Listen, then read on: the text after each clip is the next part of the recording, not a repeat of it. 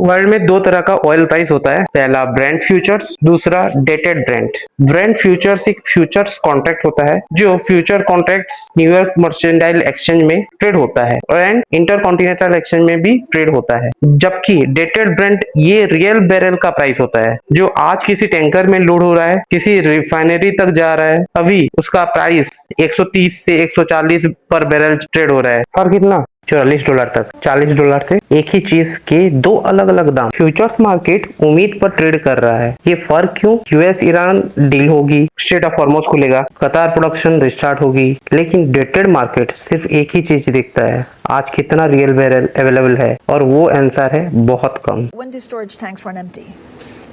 Your parts of the world like Australia, Philippines, Thailand, you are, but the question is when and where.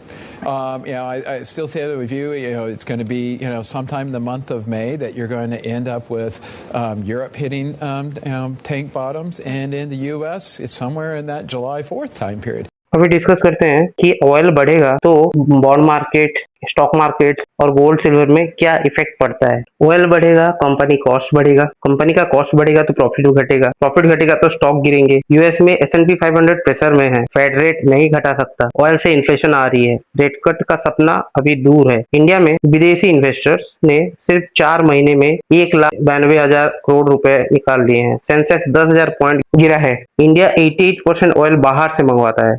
Her $10 oil spike India का import bill 80,000 crore रुपए और बढ़ जाता है। सबसे बड़ा पैराडॉक्स, ऑयल हुआ ऊपर, गोल्ड गिरा क्यों? ऑयल बढ़ता है तो इन्फ्लेशन बढ़ती है, फेड ने रेट नहीं घटाया, डॉलर स्ट्रॉन्ग हुआ, गोल्ड सिल्वर दोनों गिरे। गोल्ड 5,595 से $4,390 पे आ गया, सिल्वर जहां $122 से क्रैश होकर $74 पे आ गया। लेकिन ध्यान दो, कॉमेक्स ने सिल्वर मार्जिन 10% कट किया। सस्ते लेवरेज पे ज्यादा लोग ट्रेड करेंगे, मतलब और वोलेटिलिटी और बढ़ेगी। फिजिकल सिल्वर डिमांड स्ट्रॉन्ग है, सप्लाई डेफिसिट है, शॉर्ट टर्म में डॉलर मजबूत होगा, लॉन्ग टर्म में दोनों गोल्ड एंड सिल्वर भागेंगे। आइए जानते हैं बॉन्ड मार्केट में क्या हाल है। ऑयल इंपोर्टिंग कंट्रीज ने मार्च 2026 में 7,17,000 करोड़ रुपए का यूएस ट्रेजरी बॉन्ड डंप कर दिया। 2011 के बाद सबसे बड़ी सेलिंग हुआ है। यूएस 30 ईयर यील्ड 5.12%, 2007 के बाद हाईएस्ट। 10 year yield 4.6%। जब बॉन्ड यील्ड बढ़ते हैं, कंपनीज का लोन कॉस्टली होता है, स्टॉक वैल्यूएशन गिरते हैं, ईएमआई महंगा होता है, नया इन्वेस्टमेंट रुकता है। ये चेन रिएक्शन है,